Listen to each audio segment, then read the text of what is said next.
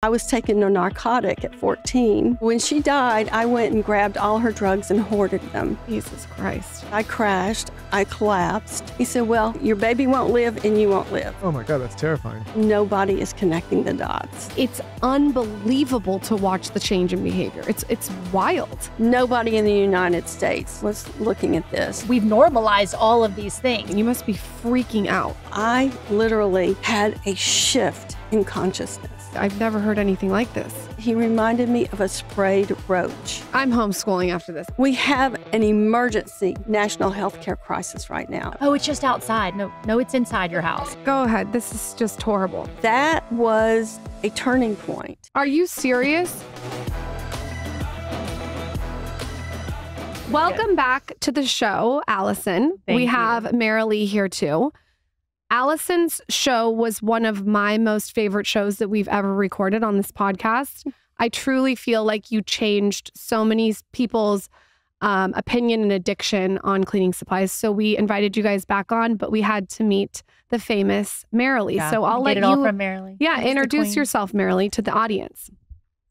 Well, my name's Marilee Nelson, and my story actually just illustrates how I was, and my family and my friends were really just in the dark and without a clue about many things. But one of the things was I had grown up very sick as a child. So the doctors didn't know what was wrong. My parents went from doctor to doctor. I was born in 1951, and that is called the age of convenience. It started right after World War II. And that meant that we were using more and more chemicals. We were introducing them into the world. And my mother was so fortunate because Similac was introduced, which was the first real serious commercial formula. And so it was not cool to breastfeed because everyone wanted to use formula. My mother was in labor with me for 48 hours. It's always difficult. And then I came out and I did not like my formula, and apparently I was very sick. But I started having ear infections, and I started having asthma. And one of the things I wanted to point out right here at the beginning is there is a book, and it's called The Elusive Obvious. And as you listen to my story, I want you to think about that. The elusive obvious, it means something's right there in front of you, but you're not catching it. And the fact that it says elusive means it goes over time. And so, as I said, I was born and I was sick.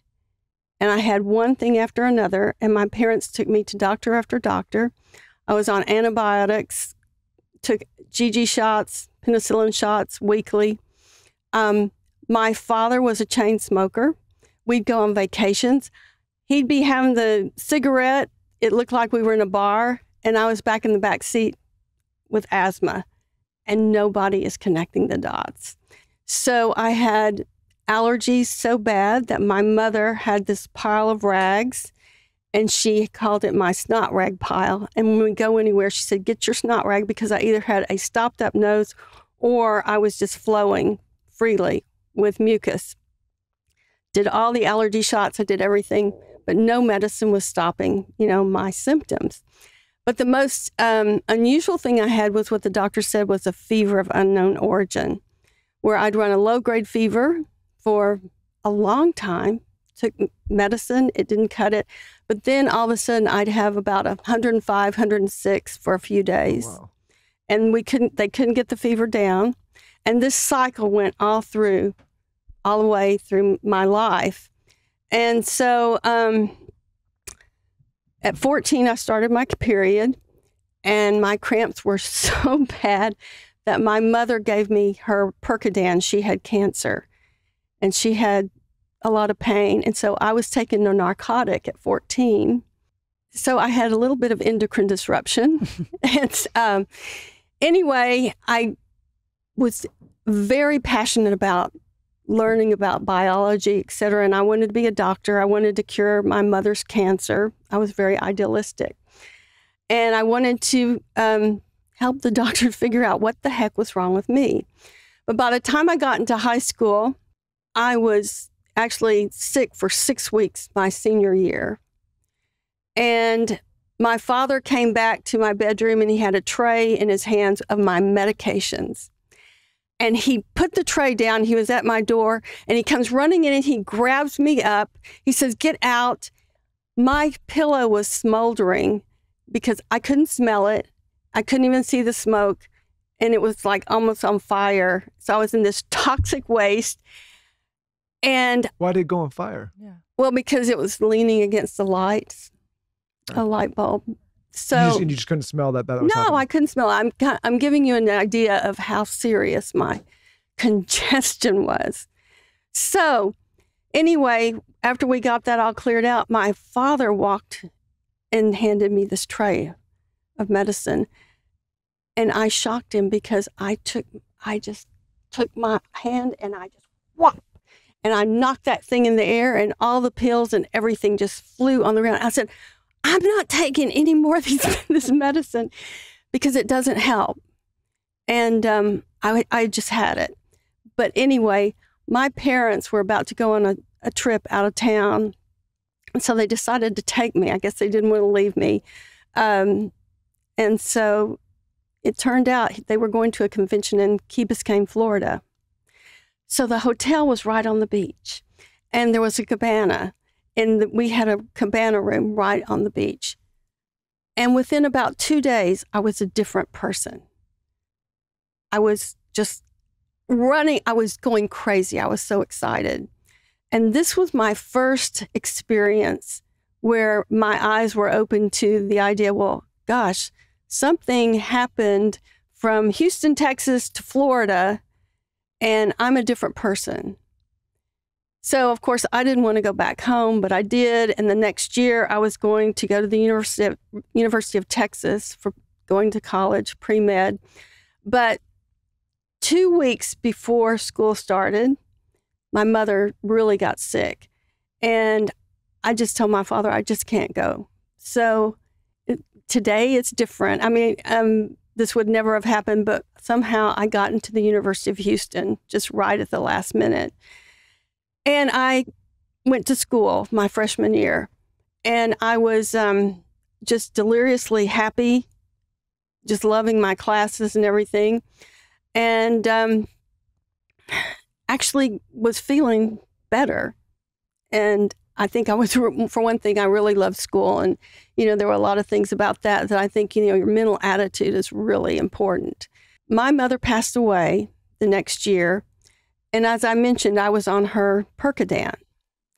And so when she died, I went and grabbed all her drugs and hoarded them because I wanted to have something for my pain. Well, I ended up running out. And since I was, I couldn't get control of the pain, I would drink vodka. And anyway, I'm getting to a point here to explain, my focus was really very medical. So I thought, what do I do? So I started studying because I knew that the birth control pill at that time was being used for hormonal issues. So I studied all the birth control pills. And then I found a doctor, and it was a woman doctor. And I went to her and I had to think, how am I going to tell her I want to get on the pill? So I sat there and I said, I'd like to get on the pill. And I told her why. And I told her what pill I wanted. And she looked at me like, what? And she said, she was very disgusted with me. And she said, I know why you want the pill. And I said, no, really, this is why I want it. And I want to take this one because I've researched it. So after we talked about it long enough, she finally said, okay. So she wrote me the prescription. And it was miraculous. It was just miraculous. I mean, I had cystic acne. I had, a lot of problems. I even took shots in my face, was on, tetracycline, et cetera. And everything just flipped. Why? Wonderful. Because of the hormones. So it balanced you. Yes. Huh. So you did enough research to know that was a likely outcome, and that's why you wanted to get on I was desperate, and I knew that they were using birth control for, cramps and things like that. And it really worked. But there was a caveat, and that is the fact that birth control pills deplete your B6, your folate, your magnesium. And with my genetic makeup, which I understand now, it just crashed me. About 3 months later, I crashed. Sometimes we do this show and I have these weird moments where we never talk about this particular thing on the show, but literally Dr. Josh Axe was just in here and he was just talking about birth control, depleting of these exact things. And it's like a weird, sometimes weird things happen where, I don't know, like we don't talk about it and then it's just like, interesting. Yeah. now this is being brought up. Literally, Carson was just there 2 hours later, the same thing is being brought up. Yeah, it can devastate you. And especially, it depends on who you are. Everybody's different. Everybody has a different capacity. What happened is I crashed, I collapsed, and I ended up having exploratory surgery. And I had 11 doctors on the team, and I was literally excited like I was going to a party because these were experts. I loved them. I respected them. They'd been trying to figure out what was wrong with me, and I thought, oh, good, they're going to open me up, and they're going to say, oh, that's what's wrong with her. So after the surgery, I'm back in my room, and I see my internist coming into the room, walks around to the side of the bed. And really, I can't wait to hear what he has to say. So he grabs my hand and he said, Marilee, I'm really sorry. It just really didn't turn out like we expected. And I said, well, what do you mean? He said, well, you're never going to be able to have children. You have endometriosis so extensive. We've never seen it so extensive, and there's just no chance. And he said it with such a definitive, tone. But then he goes, and we're going to have to put you on dialysis because you're going to need to get ready for a kidney transplant. Well, you're what, 23? So I literally had a shift in consciousness. I mean, I cannot tell you how medically minded I was. I had my head in medical textbooks, and this was the way I went. I oriented. But I looked at him, and I said it with respect. I said, you know what? I'm just so glad you're not God. I cannot be subject to what the medical world knows today. What if next year we figure out what I need and I don't have a kidney? I said, no, I know there's a way. Well, I think he thought I was hallucinating and that I would come to my senses because I was on morphine and, I would straighten out. Well, I never turned from that. And as he walked out the door, I really had sort of this ecstatic experience. I said, I know there's a way. I'm not going to have this happen. So anyway, I'm looking for an answer. The doctors think I'm crazy and, trying to talk me out of it. But, I'm just intent on doing this. So the answer didn't come right away, but something else did. And I went to my gynecologist, and he was one of the doctors in the operating room. And so I'm up there for an examination, and he goes, Marilee, you're pregnant. And I said, don't make a joke. That's not funny. And he said, no, you're pregnant. And then he said, and we're going to have to terminate. We're going to make an appointment right away to terminate. So I'm sitting here hearing this, and I'm going, okay, let me get this right. You all told me I could never, ever have a baby because I had such extensive endometriosis. I couldn't get pregnant. And now you're telling me I have a baby. And now you're telling me I can't have this baby. And I said, no, this doesn't make sense. So I'm just in this shock. Well, the nephrologist and my internist were in the same building. They were all good friends. So my doctor called them. They came to talk to me, to talk sense into me. But anyway, the bottom line is I did not get rid of my baby. And in fact, I went home and I started studying the medication I was on to see if there were any contraindications for pregnancy. And oh yeah, there was. So I'm going back to them and say, I'm gonna have to get off my medication. So they're telling me, you can't do it. You're not gonna make it. Your baby won't live and you won't live. So anyway, I'm going to stop there. And now I'm going to skip to where I did find the answer, because there's two parts of the story, my son's story and mine.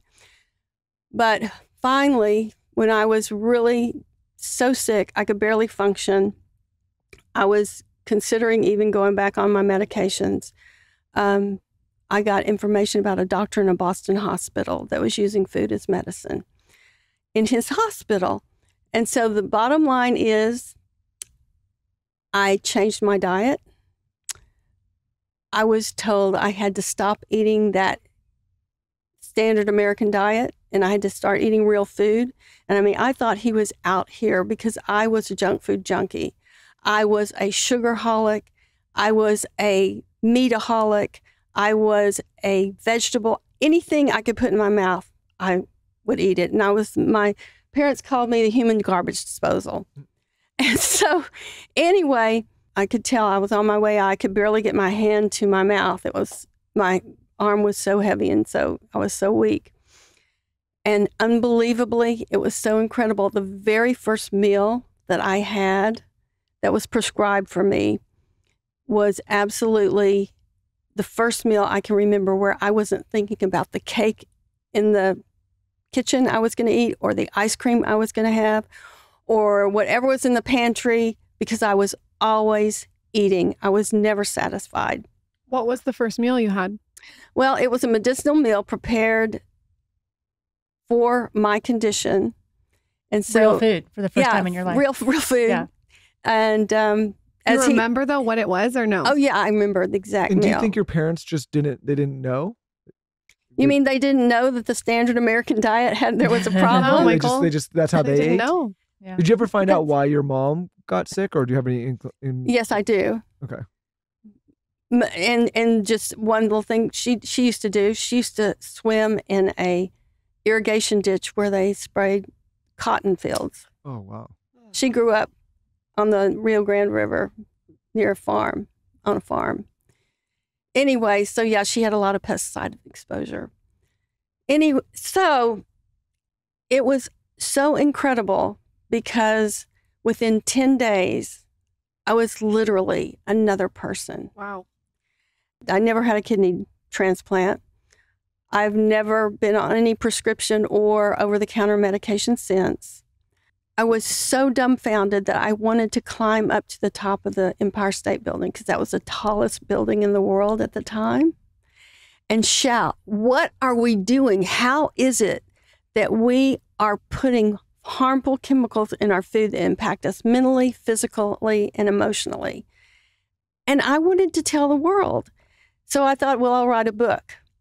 But instead, I changed my career. I became a medicinal cook, and I started cooking for people all over the country, actually. And I cooked for people with cancer. I cooked for people that, kids with autism, people with Crohn's disease, etc.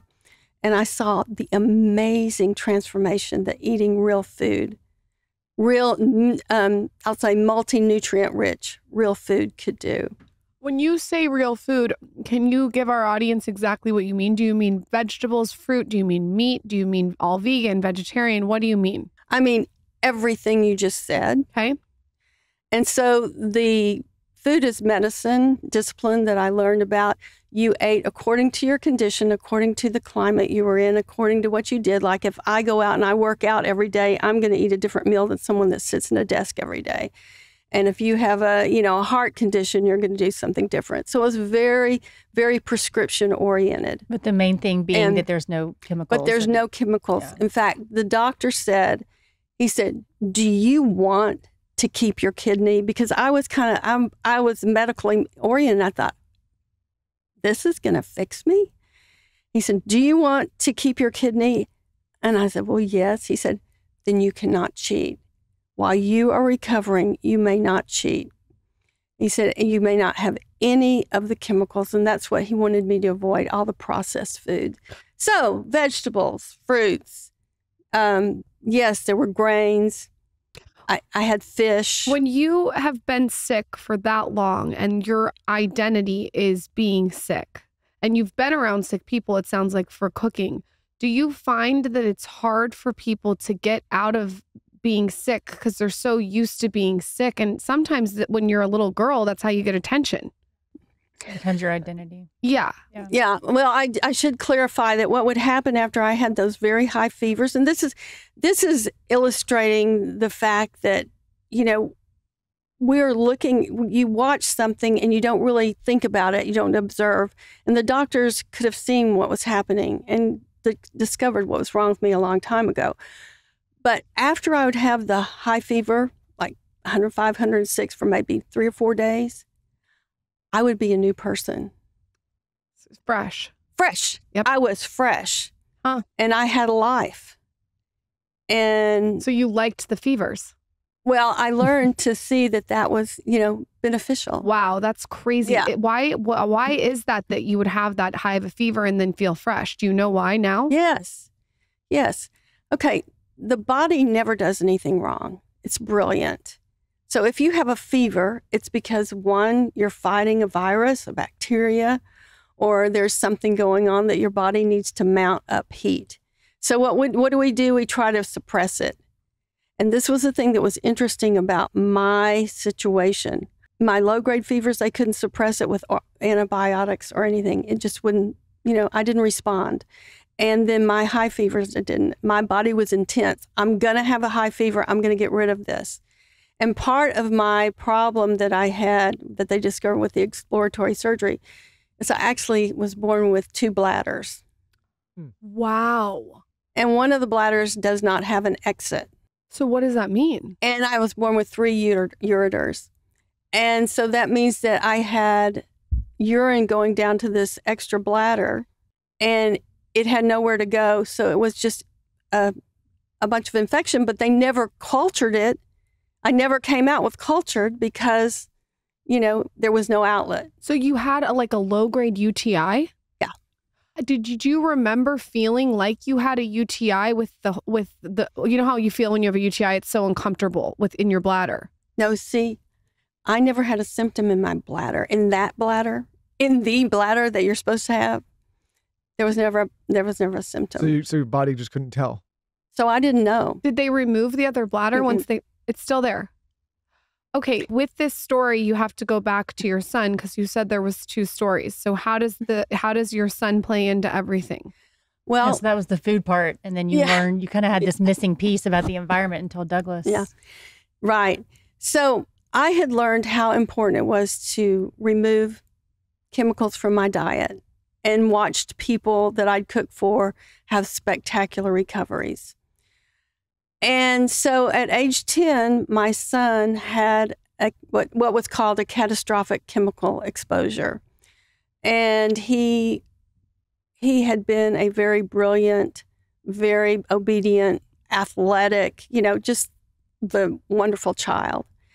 And so that's one day. And then the next thing we know, I picked him up at school and he has blue lips. He has blue fingernails. And he's actually asking me if he can go to a friend's. And I said, "Have you been eating a blue popsicle?" And he said, "No." He said, "I'm going to go to my friend's and come get me." So I just couldn't figure out what was going on. So when I went to go get him, I could tell that there was something wrong. And as the night went on, it got worse and worse. And his eyes started tearing. He started jerking and having like little seizure type situation.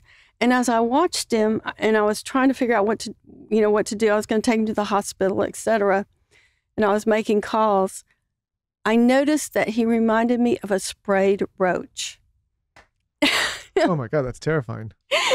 No, what I mean is, I don't know if you've ever sprayed a roach, but No, I use Branch Basics. There's no roach spray in my house. Okay. You told me to get rid of my spray.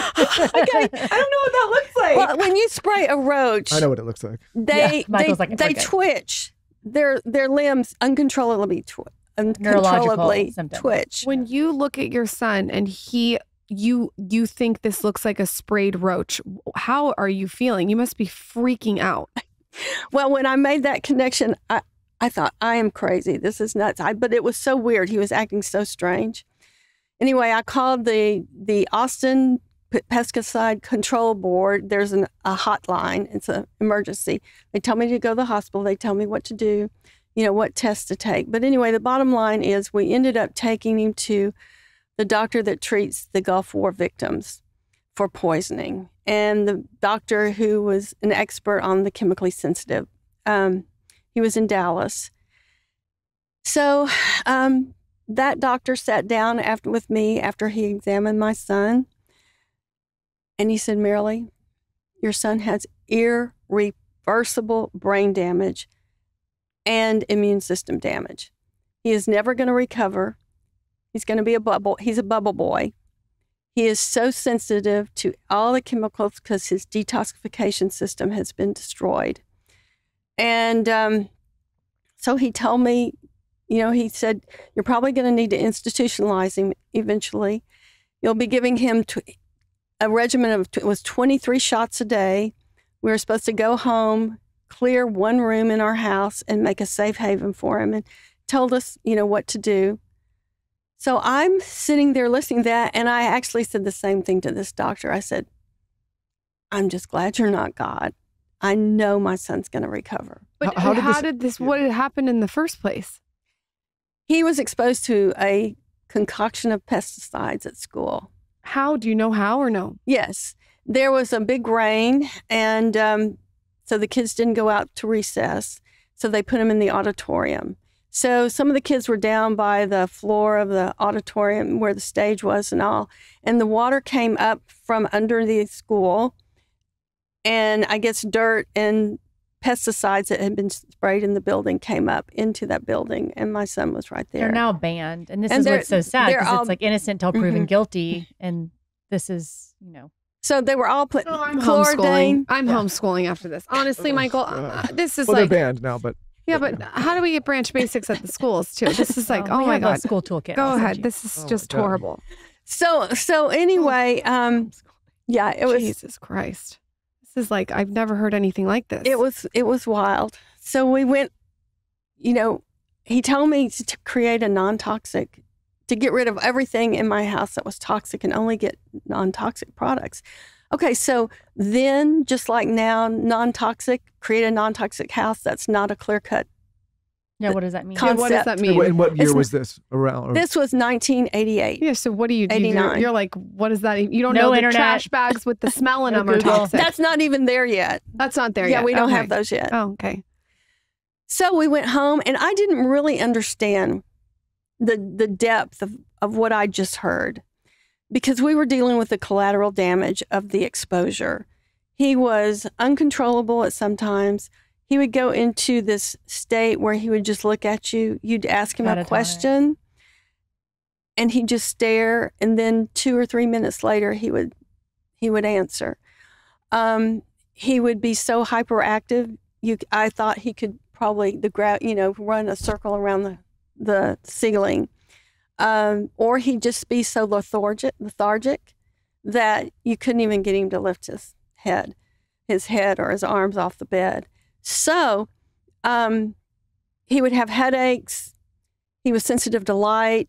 He would think we were screaming. We'd have to whisper, various things. And what I didn't understand was all these different variations in reaction were actually he was reacting to specific chemicals. So when there was a certain chemical that he was around, the catatonic or the not answering was based off his reaction to the chemical. Yeah, he would become belligerent, or he would just, he would have just, his lymph nodes would grow. If you could remember, was there, like, say you used a specific product, could you map that specific product and chemical doing to a specific behavior? Yes, I ended up having to do that because I didn't realize it at the time, but I had my own little canary.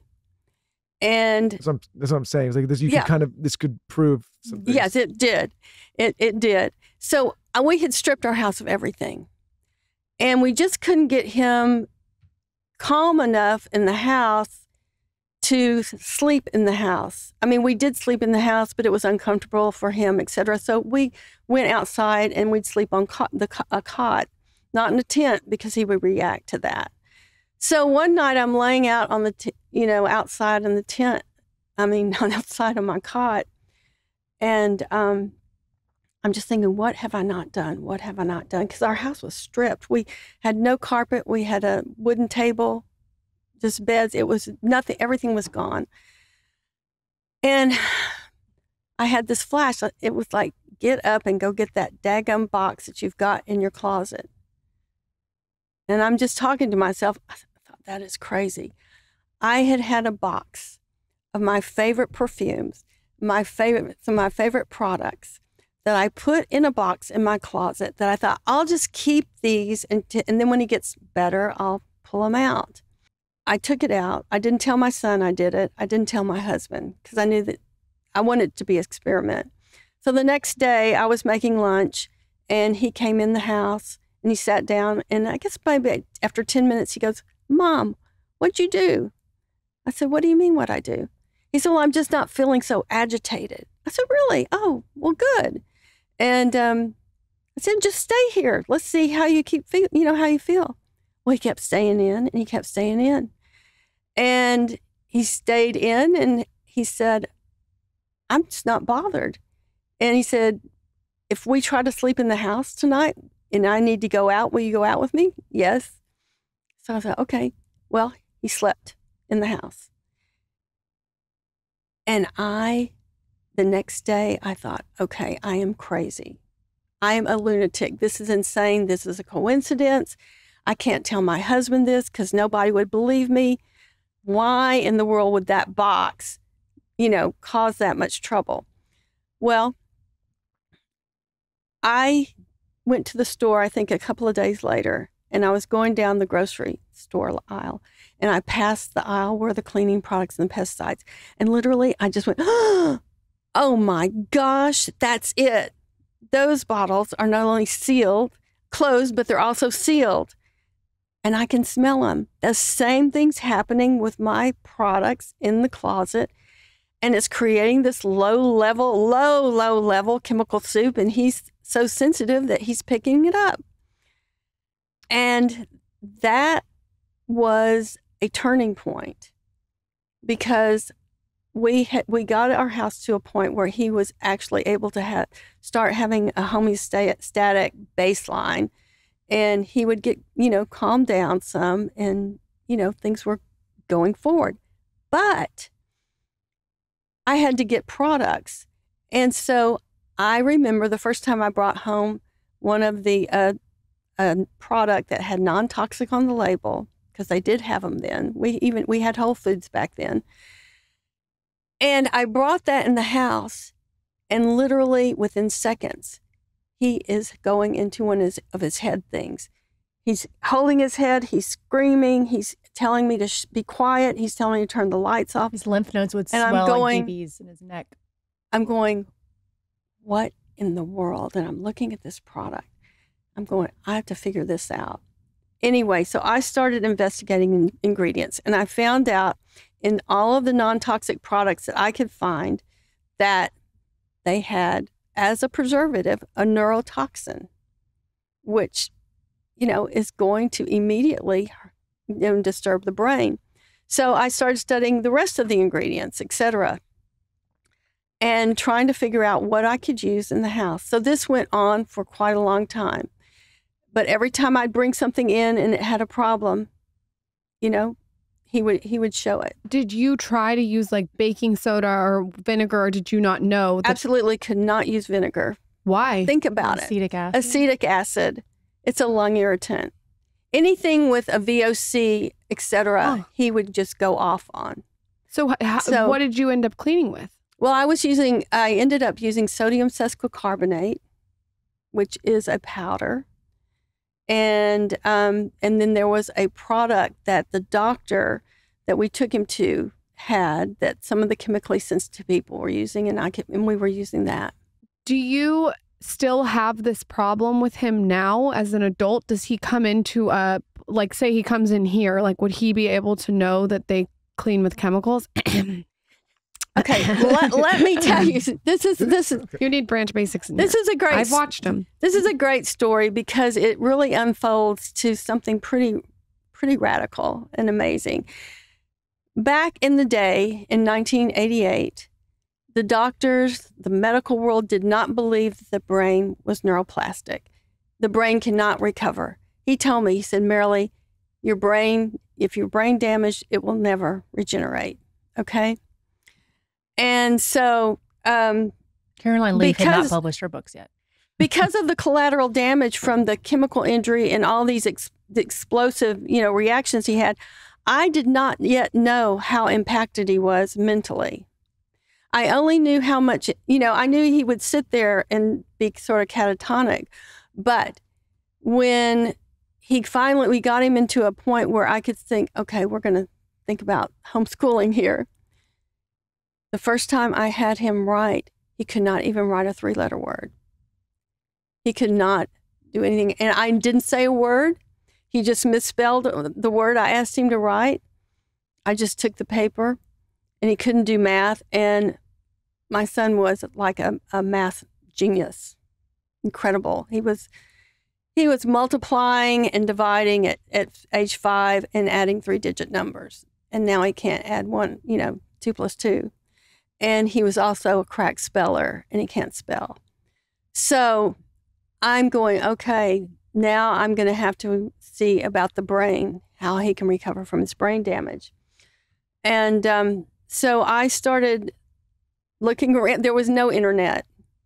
So I have to do research. Nobody in the United States was looking at this. And so the Europeans were. And there was a man in the Ukraine, and he wrote a book, and it was called The Elusive Obvious.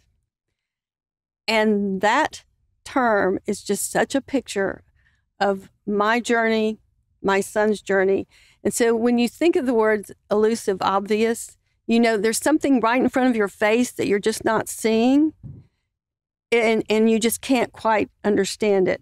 And I feel like my journey and the journey with my son was so amazing, because it turned out that the solution to my problem was right under my nose, what I was eating.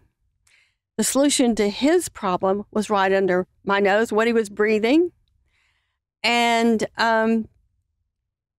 just the unfolding of very slowly learning about what to do to recover his brain, because there was nobody doing it over here. Learned that movement is food for the brain. So I studied with the Dr. Moshe Feldenkrais, who wrote the book about the elusive obvious. And he had a saying, I thought it's really great at the beginning. It says, if someone tells you something's impossible, make it possible. If something tells you if something's possible, make it easy. If something's easy, make it elegant and digestible. And I think that what I just said, what he said, is what came to me very slowly through this process, is that, hey, you know what? I was told it was impossible for me to have a baby. I was told I was going to need a kidney transplant. I was told my son would never recover his brain or his immune system. And just as this all unfolded, learning the importance of removal of the harmful chemicals. And I mentioned at the beginning that I was born in 51, which is when the age of convenience started. All the chemicals started being used more and more and more through, in our products and everything, more and more toxic. And I would have sworn at that time that if I could have said in 2024, we're going to know what's, toxic and what isn't, it's not true. We're still don't know. I feel like there's so much confusion. It's so bad. It's manipulative. It's greenwashed. People are so confused. You're right. It's so confusing. It's like I'm to the point where I'm like, I just want one product in my house and that's it. The buddy that I mentioned at the beginning of this episode will say, like, they'll hear these kind of conversations, like, they'll consider them fringe. Like, oh, I don't, there's no symptoms manifesting for me. I've used this my whole life. Everyone else is fine. Exactly. I'm like, did your autoimmune and did your cancer start yesterday? It's not contagious. It's something that grows from these low level death by 1,000 cuts, as Lauren likes to say sometimes, you know? And it's interesting because, again, Dr. Josh Axe was here and we were talking about how men's testosterone levels, I'm just picking this one subject because it was relevant, are like a 20-year-old man now has the testosterone of what a 60-year-old man had, years ago. Like, why are we plummeting so far? Right. And I think now, like, it takes a while. You don't notice, and all of a sudden you get a test like that. And you're like, wait a minute, maybe I shouldn't do these things. But I just think it subtly creeps up on you. Can I ask you a question in front of everyone? Sure. Is this episode going to make you stop with the hairspray? No. Because I will tell you, it's well, like... we're not finished yet, though. We're not finished. We have way more to cover. But when you're talking and you said your son could feel the box of the chemicals, I can smell when you use that hairspray upstairs. Did I use it today? I don't know if you used it today because I haven't been in the house all day. But I can tell you 20 other times you did. But I guess my question off what you said about the box with your son is does that mean I'm chemically sensitive, or does that just mean that I'm more sensitive? Are you going to stop using makeup and hair color? Yeah, I know. Okay. Oh, let's move the show along. Yeah, but the spray is like it's the spray everywhere. The makeup's like... I'm sending Michael my hairspray. Yeah. I'm open to alternative. But my point is that I think there's a lot of people aren't as chemically sensitive, obviously, or hasn't had the accents that your son had, right? And we've had people like Darren Olean on the show. We've talked, he had an incident with his father. And so a lot of people go through life and they're like, oh, I'm not sensitive. These things don't affect me. But it's like, it's a slow creep where my buddy thought it affected him in no way. And now he's like, oh, I got to get this out of the house because my testosterone. Well, I said this on the first show, but what's normal, right? Are period cramps normal? No. Is body odor normal? No. Are messy wipes after a poop normal? No, but we've normalized all of these things, but our body actually can run, just because it's common. I told a friend of ours that she gets cramps, and I said, listen, you better stop using tampons. And she looked at me like I was a nut. But at least make them organic. Don't put that fragrance. She didn't want that. She didn't want to receive that message from me. I can understand why. But I was like, listen, my friend Lord Allison told me. I just don't want anything up my vagina all day. I don't get why that's controversial. It just doesn't sound good. Go ahead with what you were saying. My son is a medical miracle.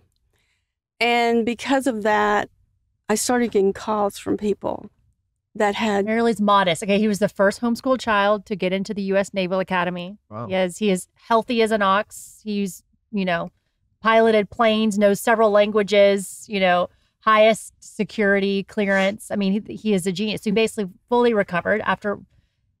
Had you known from the beginning about the chemicals and removed the box from the beginning, you could have spared many years. How many years did it take till he could recover like that? Okay, it was a slow. It was 7 years. Wow. We were like in lockdown COVID. Nobody could come to our house. If they did come, I had to give them the right clothes, etc. But I was learning a lot. I became what's called has been called a material specialist. And I became a Baubiologist, Baubiology inspector, studied EMFs, worked with all of these different modalities to get my son's brain back, which was not even possible, supposedly.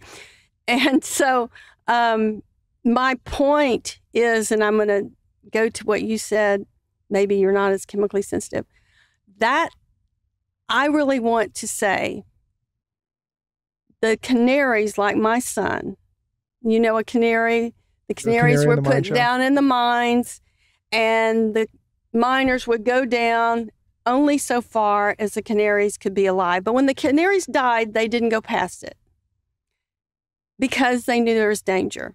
The canaries are telling everyone there's danger. We have an emergency national health care crisis right now. Over 50% of adults and children have some sort of degenerative disease. This is impacting all of us. The rate of autism, the rate of childhood cancer, it's the second, killer. Cancer is the second killer of children after accidents. It is projected that in 2032, this is a conservative, aggressive projection, but they're saying 1 in 2 children will be born somewhere on the spectrum. It is getting more and more. If you really think about it, I hear the word autism so much more now than I heard it 10 years ago, then I heard it 20 years ago. If someone is listening and they say, yeah, but I don't have any symptoms, like what Michael just said, what would you tell them?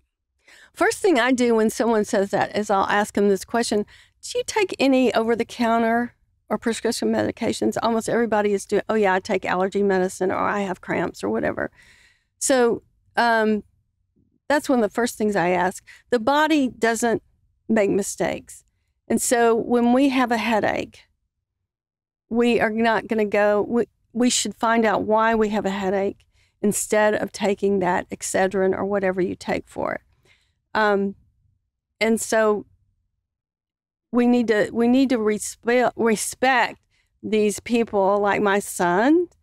And okay, my experience, the chemicalized food is hurting us. We need to remove the chemicals from our diets, eat real food, and we need to remove these products that have these poisons in them. I mean, literally, if you sat at a table and you watched someone put poison in your child's food and they said, don't worry, it's just a little bit, it's not going to matter. Well, you would take them to jail. But this is what's happening. We are using the dose makes the poison toxicology model. It's outdated, which says, oh, a little bit, you can use a little bit of this and a little bit of that, and it's okay because we're looking at a rat LD50 study that shows that this many rats die at this level, and then therefore they determine how much we can put in the products. So you've got what? How many products in your house? With maybe some of the products you have may have 30 or 40 ingredients, and they may be all toxic. If I have like a perfume in my house and the perfume's closed and I don't spray it, is that still seeping into the environment? Yes. The VOCs, yes. Are you serious?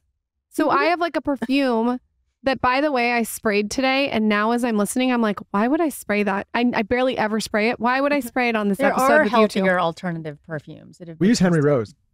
Yeah, I mean, that's definitely a lot better. Yeah. Absolutely. I'm going to just spray like lime. But I'm going to be like spraying like lime juice and sparkling water after this episode. I'm good. Our friend some rose Shervine petals, came on rose. the show, and he's amazing, but he's got a lot of crazy ideas, but a lot of them are really good. And he films himself going through the airport into the fragrance sections and like just being bombarded. He can't stand it. But he said something on the show that I thought was really smart. He said, if you're needing all these deodorants and all these sprays to cover your body, like you said before, the body doesn't lie. The body's trying to tell you that there's something wrong. And I told my friend the other day, like, I haven't worn deodorant in probably 10 years. I just don't wear it ever. That's great. But I'm saying, like, if you need to be masking with perfumes and deodorants all the time because there's a stench coming out, like that, your body's trying to tell you that you're doing something wrong or that you're ingesting something wrong. Does that make sense? Like Febreze in a home with mold. It's like, well, what are you covering? Yeah. Well, here's the thing. When I work with someone, you know that your body's in homeostasis, in balance. When you have no body odor, your bowels do not smell, and you hardly need toilet paper, if at all. So let's say you're working with me because I already want to hire you. Like, what are you asking me when you're working with me? Like, are you saying, what chemicals are in your house? Are you saying what makeup products do you use? How do you work with someone? Okay, I'll just describe how it worked with me with a client. Okay. Most of the people that called me had been to many doctors, and I was sort of a last resort. And so by the time they got to me, they're saying, I eat healthy, I use non-toxic products, but I'm still sick. So then I start questioning them. And absolutely without fail, I realize that we have a real problem today. Just like me, I was in the dark without a clue.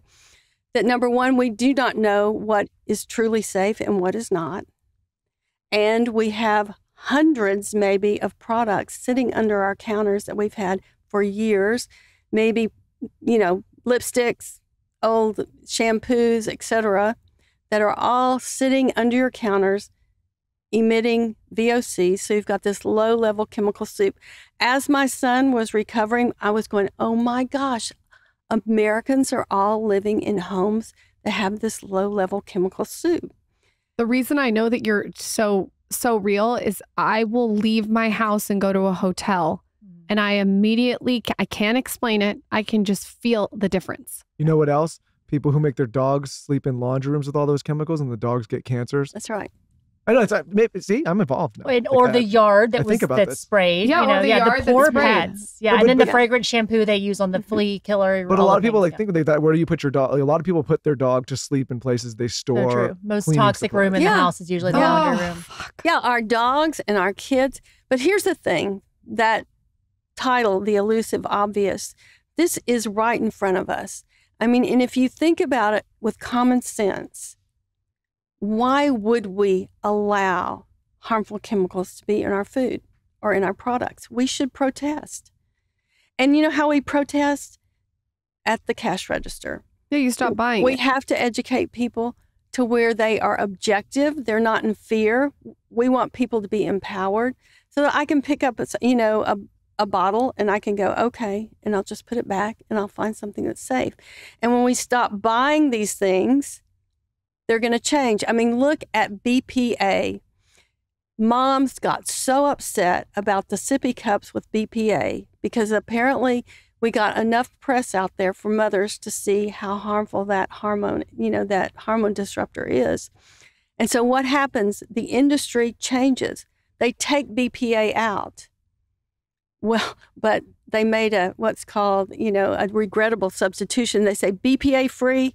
And we now know, well, that really means they've got another bisphenol in there. So that's deceptive. But we moved the market. And the more we know, the more we choose the right products because we know what is and what isn't safe.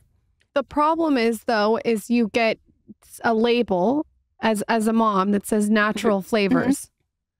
Which is so manipulative. Yep, I agree. And wrong, because what does that mean? I mean, you guys would know. What does that even mean? Yeah, that's why we have to educate one of the hardest people. Ingredients to work with these days because it's so confusing. Yeah, it's really, really, really hard. Excites the brain. They're excitotoxins to the point of cellular death, basically. And I think a lot of the behavior issues have to do with these added things that we find in even kids' health products.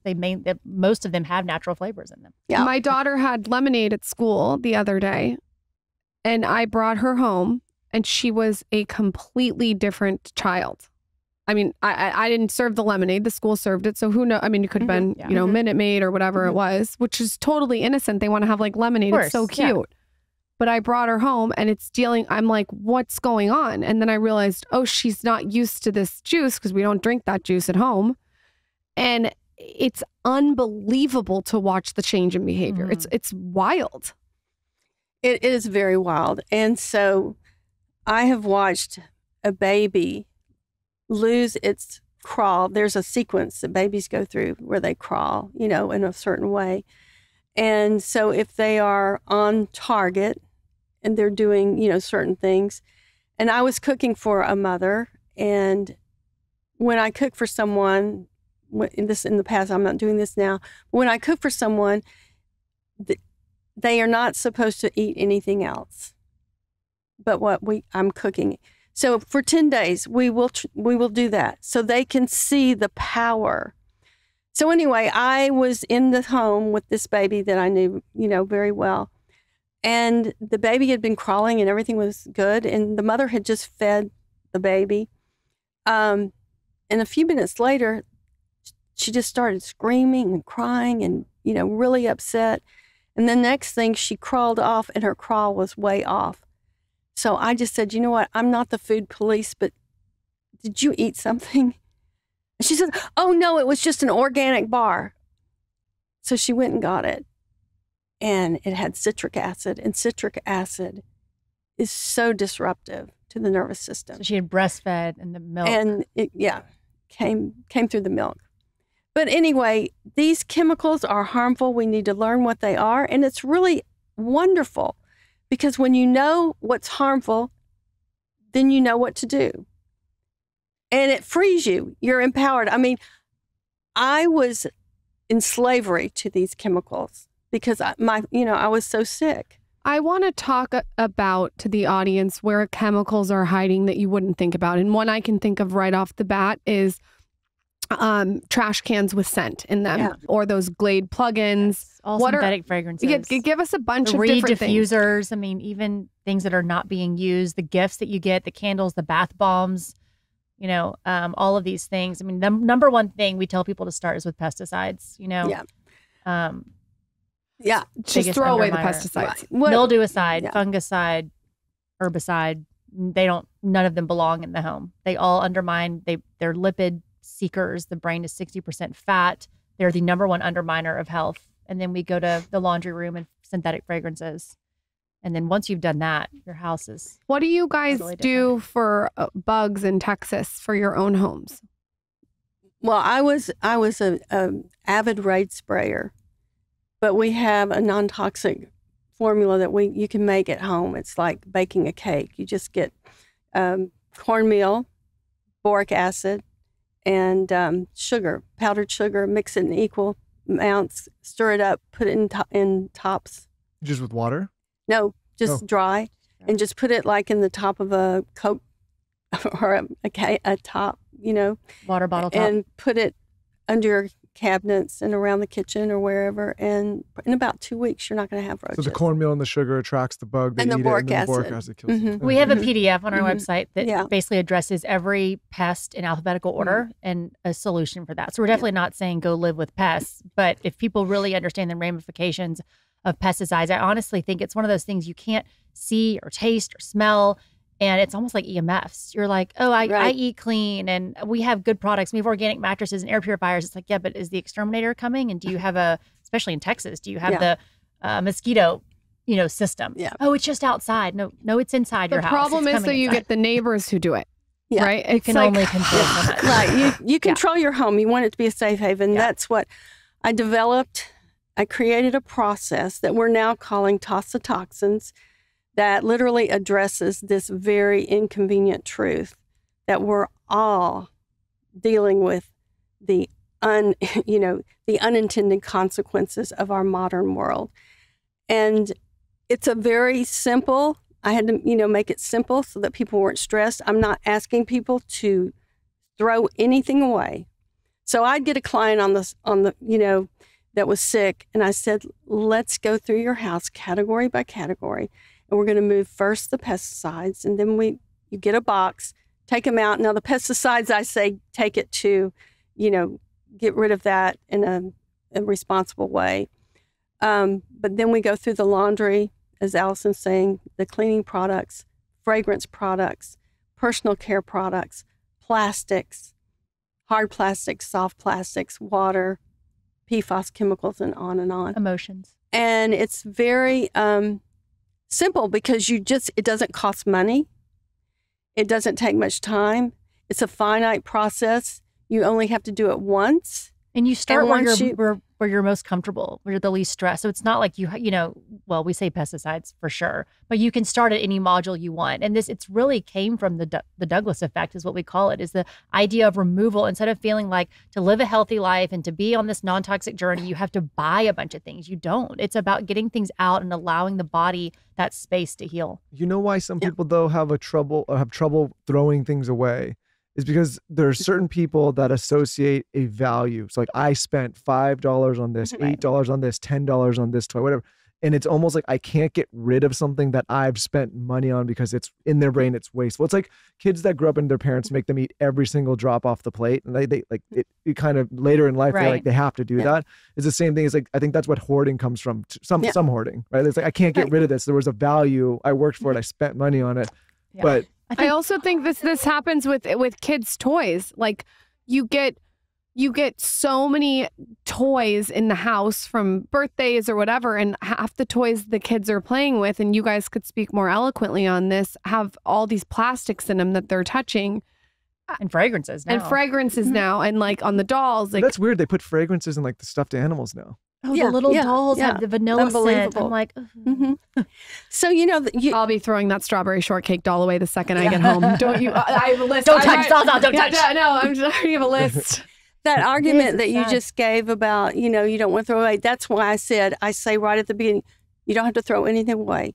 All I wanted my clients to do was experience the change in air quality. The minute you take your box of your pesticides out, or your cleaning products, or your fragrance products, and take it out of the house, the air quality changes. You take a load off the body right there. And we teach people how to vet products. You don't have to be a scientist. We talk about how you can go to the EWG and usually start with the last ingredient on the list. Those are the most toxic. And epigenetics shows, like you were talking about the toxicology model. Well, epigenetics is now showing that even in smaller doses can affect the hormonal system, like you were saying, Michael, even more so than the larger doses. So we recommend that every product either have a 1 or a 2 on the EWG Skin Deep database. You can go to Think Dirty, make sure it's a 0. So we teach people how to be their own advocates instead of, just reading the marketing claims. Yeah, it's He's very so simple. lucky he's married to me. You know what's strange? He doesn't have to do anything. I'm going to go do all this. You should wake up But and you're he's fresh. open. Well, he's open. so the Well, way- a lot husbands of aren't. husbands are The closed way I off. explained this to my buddy the other day, because I was also saying back to the testosterone, I was like, want to limit alcohol. And to your point, like, I think if alcohol is not healthy, but Yeah. I am better off going out and binge drinking one night every 6 months than having 2 or 3 beers Every single night, yeah. Right. And to your point about like the dosage is like, oh, I'm not doing it that much. I just have 1 glass of wine, or I have it's like that slow dose is worse than just never having it and then having a huge dose of it. Does that make sense? Yeah. Are you trying to justify you binge drinking on our last vacation? Yeah, kind of. No one knows about that. Yeah. Well, no. What do you guys do when you travel? Because that's been a real hard one for me to have to I mean, I call and say use non-toxic, but it's like Marilee said, what's non-toxic? That's such a spectrum. So is there anything that you guys do that you could give us some tips and The tricks? hotel we're staying at, I called ahead and I said, please don't use chemical sprays, just use for cleaning. I said, just use water if you need to, use some vinegar. And my room actually doesn't really smell. It's pretty amazing. But you're coming home to a non-toxic home when you get home. We just can't control all of the things once we leave our homes. But I mean, for Airbnb and such, I mean, I'll call ahead of time, and I can't stay in a place with Glade plugins. I've been starting to bring my own Barefoot Dreams blanket, and I just wrap myself in it. I don't. Or your I'm own pillowcase. Just why am fold it I up. more sensitive now? Do you hear that? Yes. Because You know I'm what aware. I do? I told you we're renting this place in the summer, and they're gonna have Branch Basics there. I already told them it's already set up. I love it. Oh, you're going to That's great. Nantucket. We're going to be there together. Yeah, it's already What dialed were in. you going to say, Marilee? You asked me how long it took for my son to go out. It was 7 years, because his injury was so severe, and I didn't know what I was doing. But I knew that I did not want to let him out until he was so strong that he could be out in the world. And that if he came home to a safe haven, then you can clear. Every night when you come home to a safe haven, your body can detoxify. It dumps, you rest and rejuvenate, and you can recover from what you got exposed to in the day. But your body doesn't lie, and as long as you are still smelling something and it is offensive to you, your body's saying, I really can't handle that well right now. So don't, as much as you can, just avoid it. And as you get stronger, you will be able to go more places without noticing that. And plus, you can upregulate your diet so that you are more able to deal with the chemicals. And I will just make a statement right now that's really amazing. After I avoided the kidney transplant, and all my allergies and everything were gone, I was still using pesticides and perfume and everything. I had no awareness of this arena, okay? But my diet so upregulated my body's ability to deal that it was covering up. It was, it was like everything's okay, but in the background, I was still dealing with this background chemical load, which is a stressor to everyone.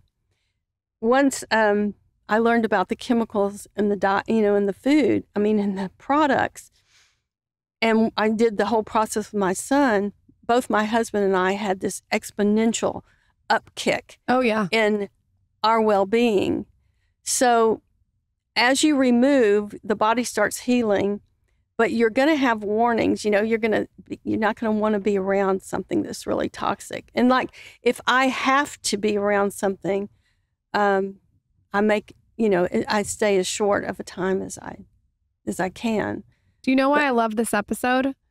Because this episode people can send to their mom, to their dad, to their friend, to their husband.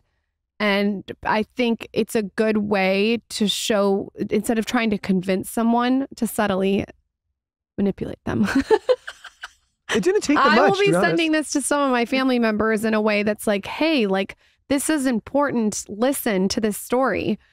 And same with your episode when you first came on. I told Allison the first, like, to me, the reason this is like kind of, if somebody points a better way to do something, because to your point, Marilee, a lot of people think they're doing the right thing or hope, and they're just, we just don't know. Or you think like, oh, I got the good cleaning supply that's been greenwashed, or I'm eating the good Carson, food. are you switching to Branch Basics after this episode? Mine didn't convince you? No, his did. You know, He did. has Okay. it. Yeah. He nodded to his head. me, like, it doesn't, Lauren keeps saying, oh, it took all this. It didn't take that much convincing, which is like, oh, this is bad and this is a much better alternative. So why would I not take the better alternative? Right? Like, that's strange. I mean, there's a lot of things in life to be nostalgic about. It. I don't know why the cleaning supplies need to be. Let's switch everyone to a non-toxic lifestyle. Where can everyone shop Branch Basics? Do we have a code? Give us the information. Can I just add one thing? Yeah, of course. So something that I want to share on this episode that really epitomizes everything that we stand for and the true power of removal is a project that we have executed now with 4 different people, actually here in Austin. First one we did was actually during the episode that I was on back in September. It's called the 10-Day Stay. So Marilee's 35 plus years of consulting. We made a course. People could take it virtually. All of our blog posts, all of our newsletters. I mean, as y'all know, we're an education company first. But we wanted to actually prove that if we removed people from their homes, from their toxic laundry, we gave them glyphosate-free, aka organic food, for 10 days, what would happen? And let's put some science behind it. So we started with my nanny, who was 25, and someone that had chronic inflammation, celiac, extreme fatigue, asthma-like symptoms, but quote unquote, I'm fine. No, I'm fine. I mean, because, bad cramps.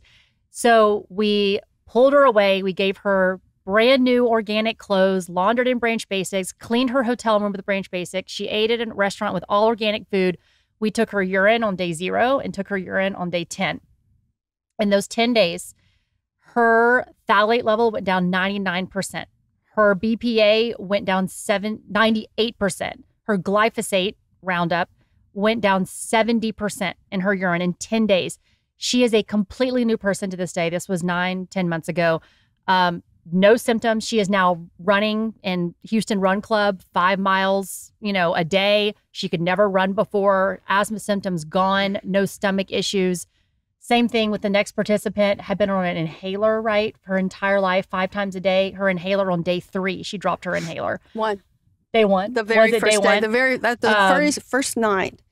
The one male out of the 4 was like, I have a clean poop for the first time in my life. I didn't know I could clean poop. I mean, guys, it's unbelievable. The power, the power of removal and people. We just documented this all over our Instagram, but it's, we weren't like, oh, you got to use Branch Basics or you got to do this certain protocol or you have to do functional labs. There's something wrong with any of those things. But if people can really understand that the body has the ability to dump these chemicals at warp speed, if we will just get out of its way, most of these chemicals are transient and they're ready to just leave the body if we can remove them. Whew. This is an important episode. I really hope every single person listens to this. I am so passionate about Branch Basics. It's truly my favorite company to work with on the podcast. I mean that. You guys gave everyone 20% off on your starter kit or on their new hand soap. I have your hand soap in my kids' bathrooms. It's the only hand soap that they use. You can use code SKINNY for 20% off at branchbasics.com. I could have asked you 600 more questions, so I do hope you guys come back on because now that we have both your stories, I think there's so much more to do. I have like just little random detail questions, but we'll have to do this again. Where can everyone find both of you and the brand? Yeah, branchbasics.com, at Branch Basics on Instagram. We answer every single DM. Half are about health, half are about, a new trigger sprayer stain that needs to get out. Perhaps the hairspray recommendation. Perhaps the hairspray Karina is the answer to that. Karina. That's the brand? I'll try it. Karina? Yeah, it's good. Karina. Good stuff. Well, you better try it because all your shit's going to just be slow. I slowly disappear it. That's the tip, you guys. It's got to go slow. And he's like, where's that? And I'm like, I don't know what you're talking about. Don't mess with my hair. Where can everyone find both of you if they want to say hi? Info at Branch Basics. Okay. I mean, literally every DM that goes through our Instagram will be filtered down to us. Beautiful, beautiful. If you want to find Lauren, you go Lauren Bossy. If you want to find me, you talk to Lauren. Beautiful episode. Thank you both for coming guys. on. Thank you. You're so Thank you both. inspiring. Thank you.